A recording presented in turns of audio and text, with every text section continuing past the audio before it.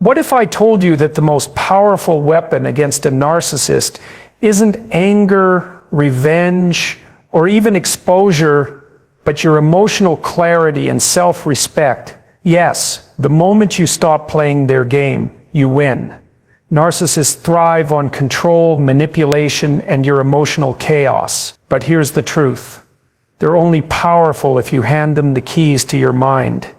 In this video, we're diving deep into the psychology of defeating a narcissist, not with spite, but with strength, purpose, and unshakable self-worth. A narcissist's greatest weapon is your need for their validation. It's how they keep you tethered to their approval, how they manipulate your sense of worth, and how they ensure that your emotional state remains under their control. They feed on your praise, your anxiety, your desperate attempts to gain their acceptance. The moment you understand this mechanism, the way they hook into your psyche by rewarding and punishing your behavior, you gain the first piece of power back. Detaching from their validation isn't about being cold or emotionless or uncaring. It's about recognizing that your value isn't up for negotiation. It doesn't fluctuate based on someone else's moods, opinions, or projections. Your worth is intrinsic, immutable, final. And until you internalize that truth, a narcissist will always have a handle to twist. Let's be brutally honest. If you're addicted to being liked, if you're constantly seeking approval, especially from people who withhold it as a form of control, you are vulnerable. A narcissist can sense that need in you like a predator smells fear. They'll love bomb you at first, inflate your ego with charm and flattery, and then just when you start to rely on it, they'll withdraw it. That's when the emotional chaos begins. You start chasing the high. You replay conversations, adjust your behavior, try to be more agreeable, more accommodating, and every time you do, you surrender a little more of your power. To defeat a narcissist emotionally, you must starve this cycle. And to starve it, you must no longer depend on external validation for your identity. This means cultivating a deep inner conviction about who you are, what you stand for, and what you will not tolerate. You must become someone who doesn't flinch at disapproval, who doesn't crumble under manipulation disguised as feedback. That requires discipline, it requires self-awareness, and it requires the courage to confront the places inside yourself that still seek permission to be enough. When a narcissist sees that their tactics no longer get a reaction, when their criticism doesn't shake you and their praise doesn't thrill you, they lose their grip. Suddenly their power dissolves. Because the truth is, they never had real power to begin with. They had borrowed power, power you unknowingly handed to them every time you based your self-worth on their response. Once you stop looking to them as a mirror for your identity, you can see clearly that their reflections were never accurate in the first place. They were projections, tools designed to either inflate your ego or crush it, depending on what served them in the moment. Understand this deeply. You do not need a narcissist's approval. You do not need their affection, their recognition, or their forgiveness. What you need is to forgive yourself for ever thinking they held the keys to your value. You must become emotionally self-sufficient. This doesn't mean isolating yourself or rejecting healthy feedback. It means choosing whose opinions you value and why. It means choosing to only take seriously the judgments of those who are honest, humble, and grounded in truth, not those who wield praise and blame as weapons. This is a battle of identity, and identity must be rooted in something stronger than the shifting sands of narcissistic approval. So every time you feel the pull to seek validation from someone who's emotionally unsafe, stop, breathe, remind yourself, I know who I am, I know what I'm worth. And I refuse to let anyone else write that story for me. That moment of clarity is the beginning of freedom. Where emotional defeat for the narcissist begins, not through confrontation, not through retaliation, but through the quiet, unshakable refusal to let them define you. Because once you no longer need them to see you, you become truly invisible to their control. And that is how you win. Boundaries are not just lines you draw in the sand. They are declarations of your self-respect. They are a signal to the world, and more importantly to yourself, that you are no longer available for manipulation, emotional chaos, or the soul-depleting games of the narcissist. To emotionally defeat a narcissist, you must make your boundaries non-negotiable, not up for debate, not something you compromise to keep the peace or avoid conflict. No, your boundaries must be forged in steel, anchored in clarity and enforced with conviction. A narcissist will test you, they will push, prod and probe every limit you try to establish. Why? Because boundaries threaten the very foundation of their power. They rely on your passivity, your hesitation, your fear of being disliked. They thrive in environments where no is soft, where I don't like that is followed by an apology. To win this psychological battle, you must change that dynamic. You must learn to say no with the calm authority of someone who doesn't need permission to protect their peace. This isn't easy, especially if you've been conditioned to equate boundaries with selfishness or rejection. Maybe you grew up in an environment where love was conditional, where asserting yourself brought punishment or guilt. Narcissists prey on that exact wound. They sense it. They exploit it. That's why setting boundaries isn't just a tactic, it's a healing act. It's you reclaiming your right to emotional safety, and when you do it consistently, something powerful begins to happen. The narcissist starts to lose interest not because you've hurt them, but because you've become emotionally inaccessible. You've taken away their playground. Let's be clear, real boundaries are not ultimatum, they are not threats shouted in the heat of an argument. They are calm, consistent standards for how you expect to be treated. And when they are violated, you don't argue, you act. If you say, if you speak to me that way, I will walk away, then you walk every time, without negotiation. That action speaks louder than any explanation ever could. It teaches the narcissist that you mean what you say and that your self-respect has no price. But here's the real challenge. Your boundaries must hold even when you're emotionally triggered, especially then, because that's when narcissists strike hardest. They'll bait you, guilt trip you, accuse you of being cold, selfish, or overreacting. That's not the time to wait. That's the time to breathe deep, reconnect with your values, and remember, your job is not to manage their feelings, it's to protect your soul. You might be thinking, but won't they leave if I set too many boundaries? Let me tell you, if someone exits your life because you demanded respect, they were never there for the right reasons. A narcissist will flee when they can no longer control you, when their manipulations fall flat, when their emotional bait is ignored, and that's exactly what you want. Because your goal is not to keep a narcissist in your life, it's to reclaim it from them. Setting unbreakable boundaries will feel uncomfortable at first. You'll feel guilt, fear, even grief. That's normal. But those feelings are not warnings, they are withdrawal. They are the symptoms of you detoxing from a toxic dynamic. Feel them, face them, but don't let them guide your behavior. Your future is worth more than your comfort. In the end, boundaries are about alignment, about living in truth, not fear. You are allowed to say, this is what I accept, this is what I don't, and I will not apologize for honoring that. When you live with that kind of integrity, narcissists have nowhere to go.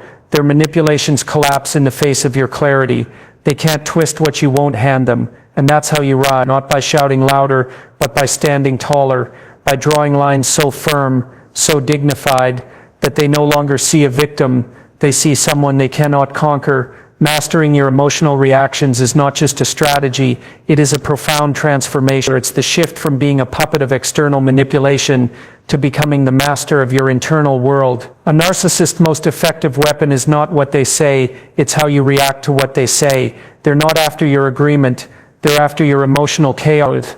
They want to see you flinch, explode, break down, or question yourself. The moment you lose control, they win.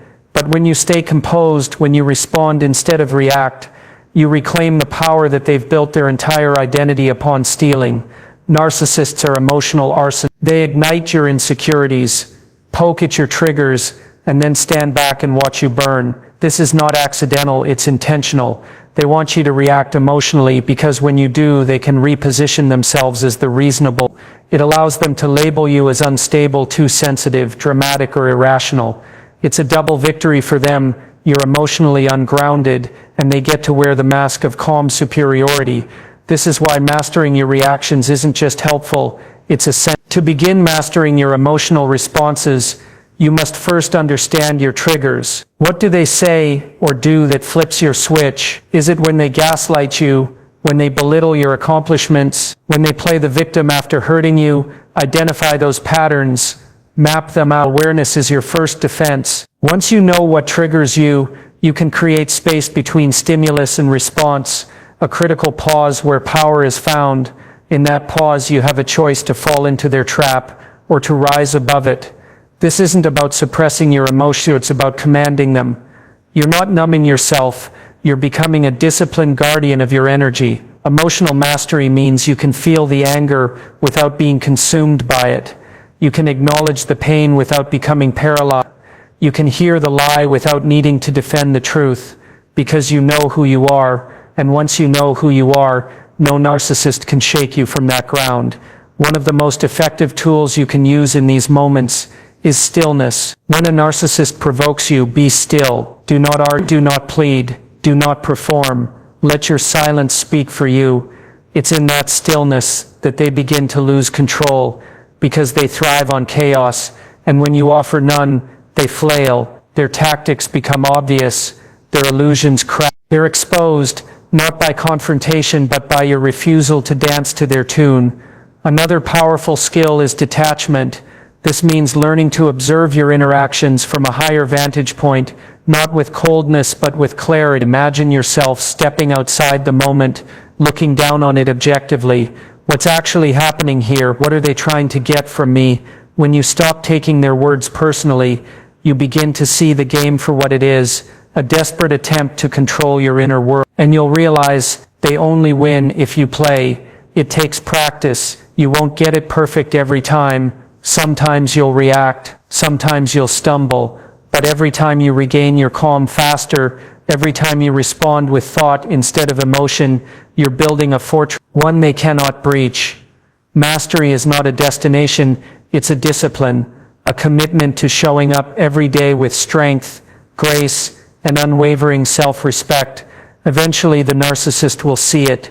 They can no longer reach you. Their words bounce off, their tactics fail. Their power over you is gone, and that's when the tables turn, because once you become emotionally unshakable, they lose interest, not because you've fought harder, but because you've grown beyond their reach. You've become the one thing they cannot control. A person who owns their emotions, speaks with intention, and walks with the quiet confidence of someone who no longer reacts, because they no longer need to. One of the most exhausting traps you can fall into with a narcissist is the endless cycle of defending yourself. You explain, you justify, you try to prove your intentions, your integrity, your worth, and no matter how honest, articulate, or emotionally intelligent you are, it's never enough. Because with a narcissist, the goalpost is always moving. They don't want resolution, they want control. The more you try to defend yourself, the deeper into their game you fall. That's why to emotionally defeat a narcissist, you must stop defending yourself altogether. Understand this. Narcissists are not looking for truth. They're looking for dominance. When they accuse you, misrepresent your actions, or twist your words, it's not because they're confused. It's because they want to destabilize you. They want to see you scramble, over-explain, get emotional. Because in that chaos, they reassert their power. When you defend yourself to someone who is committed to misunderstanding you, you are wasting precious energy. More than that, you're giving them exactly what they want, your attention, your vulnerability, your emotional labor. Here's the hard truth. Not everyone is entitled to an explanation, especially not someone who weaponizes your words to maintain control. The moment you realize this, a door opens, a door to peace, clarity, and emotional freedom. You do not owe the narcissist a single sentence that comes from a place of desperation. Your silence can say what 1,000 explanations never could. I don't need you to understand me. I understand myself. This is not arrogance. This is sovereignty. When you stop defending yourself, you're not being dismissive. You're being deliberate. You're drawing a line between those who genuinely care to connect with you and those who simply want to manipulate you. And that line is sacred. You see, every time you defend yourself to a narcissist, you're engaging in a battle you cannot win, because the rules aren't fair. They'll interrupt, gaslight, distract, and turn your every word against you. They're not listening to grow, they're listening to attack. So instead of defending, clarify your boundary and let your actions speak. I'm not going to argue with you. That's your opinion, not my truth. This conversation is over. These are not defenses, they are declarations. They are shields. It takes courage to resist the urge to explain. We all want to be understood. We want to clear our name. We want to correct the distortion, but with a narcissist, that desire becomes your vulnerability. They will exploit your need to be seen and use it to keep you entangled. The freedom begins when you give up the need to be seen by someone who will never look at you with honest eyes. And this is where your power returns. When you no longer feel the need to justify who you are, you step into a version of yourself that is unshakable. You move from reaction to intention. You stop playing defense and start living offense, not by attacking them, but by protecting your peace. You preserve your energy for the people who do listen, who do care, who do show up with the maturity and mutual respect that real relationships require. Eventually, the narcissist will feel it. The silence, the boundary, the calm, and it will drive them mad, because their control was always built on your willingness to engage. Without your defenses, they are left with their own emptiness. Their tactics lose their bite. Their games fall flat. And you walk forward untouched, undiminished, unbothered, because when you stop defending yourself, you stop needing permission to be who you are. And that is the ultimate defeat for a narcissist. Your peace, your clarity, and your refusal to participate in their illusion. Remember, real power isn't in the argument. It's in the restraint. It's in knowing you have nothing to prove, not to them, not anymore. Knowing who you are is not just some lofty ideal. It is the unshakable foundation of emotional strength, especially when you're facing a narcissist. When you know who you are, what you believe, what you value, and what you will not accept, you become immune to manipulation. You become untouchable in the ways that matter most. Because here's the brutal truth. Narcissists thrive on confusion. They want you unsure, second-guessing, fragmented. When your identity is fluid and your sense of self depends on how others see you, you become easy to control. But when your identity is rooted, solid, deliberate, fiercely defined, they lose their grip.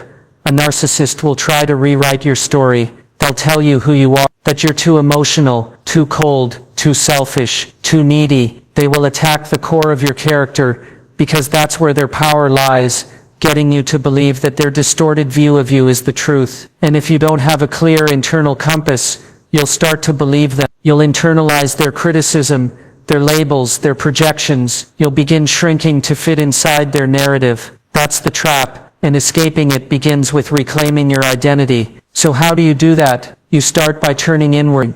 You take inventory of your values, your beliefs, your boundaries. What do you stand for? What are you willing to walk away from, no matter the cost? What does respect look like to you?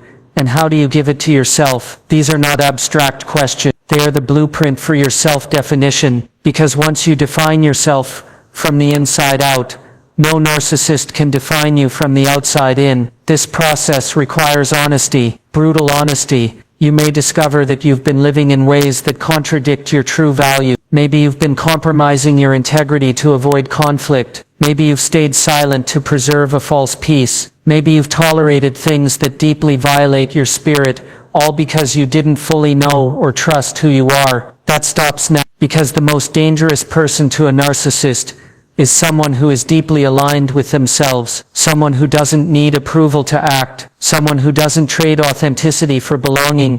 When you know who you are, gaslighting loses its effect. You don't question your memory, your perception, or your reality just because someone else does. You don't crumble under false accusations or emotional manipulation. You stand firm, not with aggression, but with certainty. That's not true. That's not who I am. I don't receive that. These are statements of power, and they only come from someone who's done the work to build a strong identity. But this identity isn't about ego. It's not about being loud or proud or untouchable. It's about being anchored, secure, rooted in truth. It's about walking into a room and into any relationship with the quiet conviction that says, I know who I am, and I will not shrink to be accepted, nor expand to be impressive. I just am, and that is enough. When you live from this place, something powerful happens. The narcissist begins to lose interest. You no longer react the way you used to. You don't chase, beg, explain, or justify. You don't fall for the same traps. You see the manipulation for what it is, and it no longer moves you. That's because you're no longer trying to earn your worth in their eyes. You already possess it. You're no longer trying to be seen. You already see yourself. And once that inner vision is clear, No external distortion can cloud it. Knowing who you are is the ultimate resistance to narcissistic abuse. It is the light that shatters their illusion, the sword that severs their grip. Because at the end of the day, narcissists only win when you forget your power. So remember it, reclaim it, live it, and let the clarity of your identity be the fortress that no manipulator can ever penetrate. Disengaging with dignity is the final and most liberating move you can make in emotionally defeating a narcissist. It is the exclamation point at the end of a long, exhausting sentence, where you choose your peace over their chaos, your growth over their control, and your self-worth over their need to dominate. But make no mistake, disengaging isn't the same as running away. It's not a retreat. It's a powerful act of self-command. It's looking at the game they've been playing and simply choosing not to play anymore. Narcissists want one thing above all else: engagement. They don't care if it's love or rage, adoration or hatred. As long as they have your focus, your energy, your emotional presence, they feel powerful. So when you disengage, especially with composure, you deliver a blow far deeper than shouting ever could. You say, "You no longer control the way I feel, think, or act." That is a death sentence to the narcissist's illusion of superiority. But here's the key: you must disengage with dignity. That means no dramatic exits, no parting shots, no desperate pleas to be understood. You're not trying to prove anything. You're not looking for closure from someone who never gave you honesty to begin with. You're not storming out. You're calmly walking away. You're not retreating in defeat. You're rising above in victory. Disengaging with dignity requires a firm internal decision. It means you stop responding to their texts, their insults, their baiting. You stop defending, explaining, or giving them emotional reactions. It means you go gray rock neutral, calm, uninterested, not because you're cold, but because you've reclaimed your energy. You've decided that your peace is no longer on the auction block. You no longer reward dysfunction with your attention. And yes, they will notice. At first, the narcissist may escalate. They may try harder, love bomb you, guilt trip you, threaten you, or even act like they've changed. But do not be fooled. This is not transformation. This is desperation. They are not missing you. They are missing their control over you. Hold your line, because the moment you waver, you tell them that you're still available for manipulation. Disengaging with dignity means not getting pulled back in, even when they say the perfect words or press the perfect buttons. This also means letting go of the need to be vindicated. You may never get the apology. You may never get them to admit what they did. But here's the truth: you don't need it. Their acknowledgement doesn't validate your truth. Your healing does. Your clarity, your progress, your peace of mind. That is your victory, and it's one they cannot touch once you've disengaged for real. It also means refusing to speak badly about them to others in a way that keeps the emotional wound open. Vent if you must, but don't live in the narrative of the narcissist. Don't let them dominate your story, even after they've left your life. Dignity is not about silence, it's about sovereignty. You decide what parts of your past shape your future, and you decide when to stop letting them live rent-free in your mind. Disengaging with dignity is a declaration that says, I am done trying to fix what never respected me. I am done explaining myself to someone committed to misunderstanding me. I am done carrying the weight of a relationship that only survived on my emotional labor. It is a return to self, a homecoming, a rebirth. In the end, you don't defeat a narcissist by out-arguing them or beating them at their own game. You defeat them by no longer playing. You rise, quietly, powerfully, with your head held high and your soul intact, because the greatest revenge is not rage, it's rebuilding, it's peace, it's joy, it's a life that no longer includes their dysfunction. Walk away with grace, not because they deserve it, but because you. Let your dignity be the final word. Let your silence be your freedom, and let your life, your healed, whole, beautiful life, be the loudest thing they never expected.